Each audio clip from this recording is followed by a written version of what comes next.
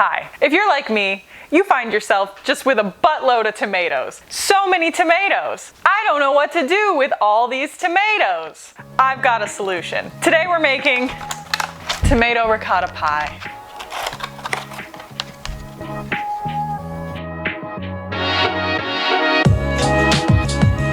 We grew all of these tomatoes in our garden. This is my garden. We're gonna use the Petee's pie recipe from the Pie for Everyone cookbook. I used to work at Petee's Pie and I used to eat a lot of tomato pie. I worked the night shift. Sometimes the tomato pie wasn't gonna keep until the next day. Somebody had to get rid of it. That was me. I got rid of it by eating it.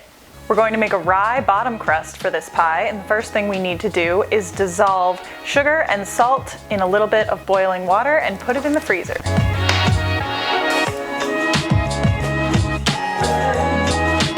Let's assemble our crust.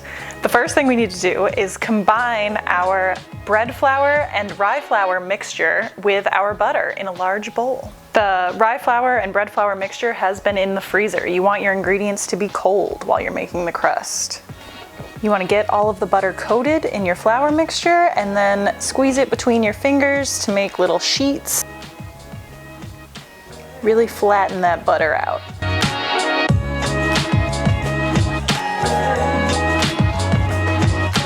Once your butter is broken down and worked into the flour, we're gonna grab our sugar, salt, water mixture from the freezer, and we're gonna dump it in here. And then we're gonna work this together with our hands to make it into a ball of dough.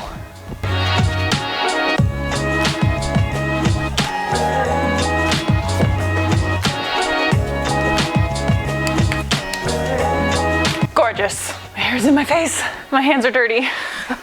Beautiful. Let's roll out our dough. I've got some extra bread flour here. I'm gonna flour my surface. Looks pretty good. I'm also gonna flour my rolling pin. All right. I'm gonna kind of press it down with my hands and make it into a disc. Flip it over. Okay. So yeah, this is a rye crust. We're using pumpernickel flour. It's the same thing as rye flour, pretty much. It's the whole wheat equivalent. I think that looks pretty good. So now we're gonna gingerly pick this up and lay it into our pie tin. Oh my gosh, so easy.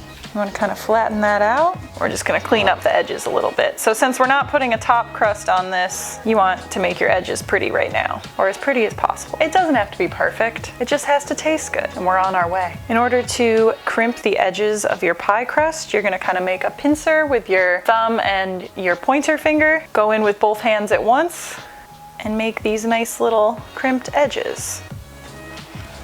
Check it out. Look at this. It's beautiful. Every crust is unique, just like you. Let's make our filling.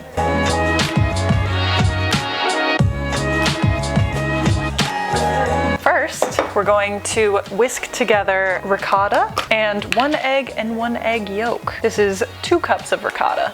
Yeah. Oh! We're gonna whisk until smooth.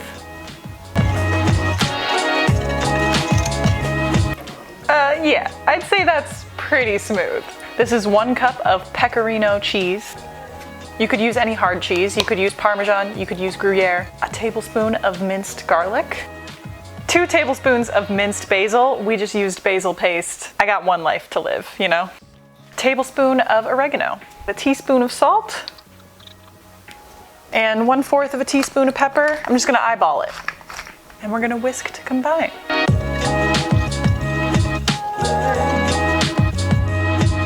Isn't that beautiful? Don't you just want to dive in there, swim around? It smells so good. We're gonna pour our filling that smells amazing into our crust.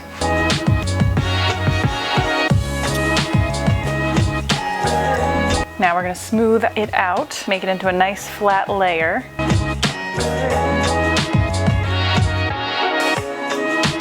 So now that we have our filling so nice and evenly distributed, we're going to layer on our tomatoes. This is the fun part. This is the artful part. This is the time for creative expression. So get excited.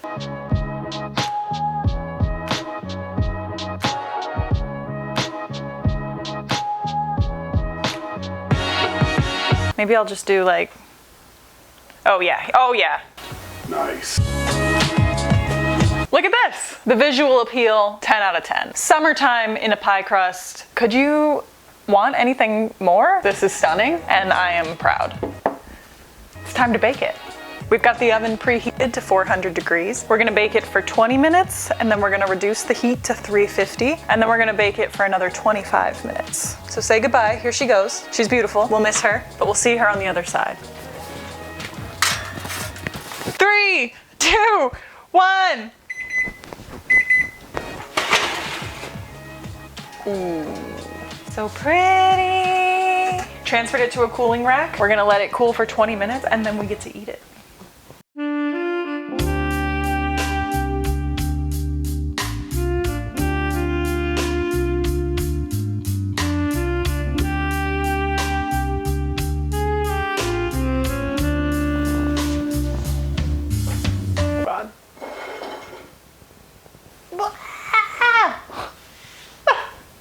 Is it messy? Yes. We let it rest for 20 minutes as the recipe prescribed, but it hasn't fully set up. If you let it sit out for longer, it would probably get firmer. I'm ready to eat.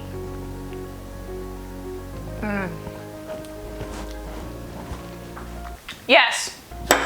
Tomato pie is it, you guys. Tomato pie is it.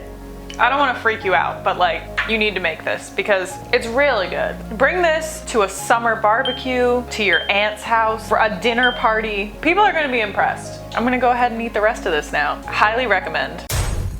10 out of 10. Please make yourself some tomato pie. You deserve it. Thank you for watching. Bye!